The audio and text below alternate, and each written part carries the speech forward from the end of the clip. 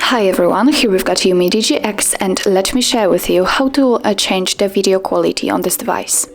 So first of all, let's enter the camera app, and now make sure that you're on the video mode. So simply tap on the video right here, and now we can enter the settings, which are in the right upper corner. As you can see, on the second position we've got video quality options, so let's tap on it, and here we've got 4 different options from which we can choose. Now we've got FHD applied, and you can say it because this option is marked, but we can also choose the HD, VGA and CIF options. So of course it's really up to you which option you'd like to use. I highly recommend to use the FHD because this is the best quality you can choose from those options. In order to choose another option that it is marked, simply tap on it. So let me pick, for example, VGA. I'm just tapping on it. As you can see, it immediately changes, and it is also marked here.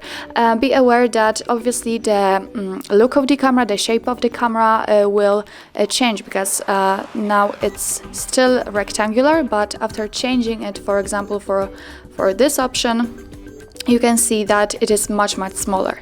So actually that's all. This is how to change video quality in your UMIDIGI X.